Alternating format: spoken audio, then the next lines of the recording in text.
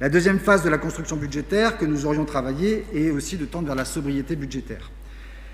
Comment pouvez-vous invoquer que vous cherchez à diminuer les charges à caractère général alors qu'elles augmentent sensiblement de près de 6 millions ? L'estimation des dépenses de fluide, je voudrais prendre ces exemples qui sont dans les premières lignes du chapitre 11, me semble-t-il, de mémoire, l'eau, l'énergie, l'électricité, les combustibles et le carburant. Sur ces 5 points-là, quand nous regardons les dépenses effectives en 2018, nous étions à 5,1 millions. Quand on regarde ces 5 lignes budgétaires pour le budget prévisionnel de 2020, nous prévoyons de baisser de 800 000 € ces dépenses de la ville. C'était quelque chose que nous estimions pas assez ambitieux, nous l'avions dit, nous étions abstenus, me semble-t-il, sur ce budget de 2020, mais il y avait une étape d'aller vers la diminution. Aujourd'hui, vous nous proposez un budget sur ces 5 lignes-là qui augmente à 5,6 millions. Donc vous comprenez qu'on estime qu'il y a une vraie reculade. 1,3 million en plus que le réalisé, que le prévisionnel de 2020, alors que nous devrions diminuer encore notre impact en termes à la fois et budgétaires et à la fois en termes de consommation des équipements communaux. Il y a donc du déclaratif que vous faites dans les rapports, que vous faites dans vos interventions, et il y a en tout cas une intention qui n'est pas celle de votre déclaratif quand on lit les documents. Quand on sait l'importance de ce que représentent donc ces dépenses en termes d'émissions de gaz à effet de serre, il y a tout lieu de se fixer l'objectif progressif mais continu de diminution et non d'augmentation comme vous faites. Les sources d'économie, il y en a de multiples et nous n'avons pas le temps d'ici de prendre ligne par ligne ce que nous pourrions proposer comme source d'économie, mais je voudrais prendre 2-3 exemples. La question des déchets et pas des moindres sur la question de l'économie, même si on ne le voit pas directement ici, puisque c'est une compétence qui est maintenant transférée à l'EPT, mais nous continuons à le payer à travers le FCCT. C'est dans les lignes budgétaires les dépenses que nous faisons envers les déchets.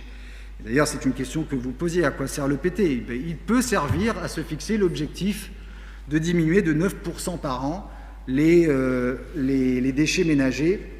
Et d'ailleurs, Madame Taillebois, savez-vous que si nous diminuions, comme c'est l'EPT qui le préconise, de 9% les déchets ménagers sur l'échelle de la ville, nous diminuerions de 500 000 € l'impact budgétaire par an pour notre ville. Il y a une petite marge, 500 000 €. C'est pas grand-chose, peut-être pour certains, c'est pour nous en tout cas une belle marge. Et si nous travaillons en plus sur le gaspillage alimentaire dans les écoles, vous voyez, rien que ce petit travail-là, eh bien, c'est entre 10 et 20 000 € que l'on peut gagner de notre budget sur le gaspillage alimentaire. Je vous fais multiplier 20 000 € par 42 écoles, c'est pas moins de 840 000 € que l'on pourrait éviter de gaspiller. 3 villes seulement dans l'EPT ont répondu à la proposition de diminuer le gaspillage alimentaire dans les écoles. Vitry n'en fait pas partie. C'est bien dommage de ne pas prendre le train en marche. Et puis, bien sûr, vous le savez, le point noir qui nous anime depuis de nombreuses années, la collecte pneumatique. Au-delà de l'investissement exorbitant de 40 millions, plus de 40 millions, 41 millions d'euros que nous continuons à payer, même si ce n'est plus nous qui portons directement l'emprunt, mais c'est repris par l'EPT, mais nous payons dans le FCCT, c'est ce procédé, 35% de dépenses de fonctionnement en plus que si nous étions passés par un autre type de collecte, peut-être innovant, mais qui n'aurait pas eu cette tendance à la gabegie financière.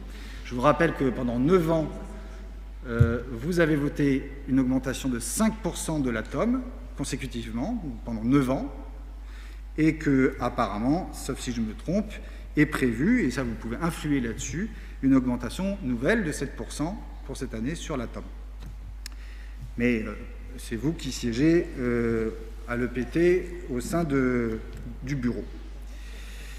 Voilà, ce qui concerne directement le budget de la commune peut aussi se reporter en termes de modèle sur les bailleurs, sur les entreprises, sur les vitriaux. Et pour ça, au-delà du budget que nous avons à voter ce soir, la ville a la mission aussi d'influer et de montrer aussi quelle est la voie qui peut être atteinte. La ville devrait d'ailleurs être l'acteur qui facilite la rénovation thermique des logements publics et privés, pas simplement ce qui lui appartient, ne serait-ce qu'en informant, en mettant en lien avec les institutions idoines, par exemple. Si vous voulez isoler votre logement, savez-vous qu'il existe tel fonds ou tel fonds. Mais on ne retrouve pas ces informations-là sur le site de la ville. En informant aussi sur la possibilité de changer de véhicule.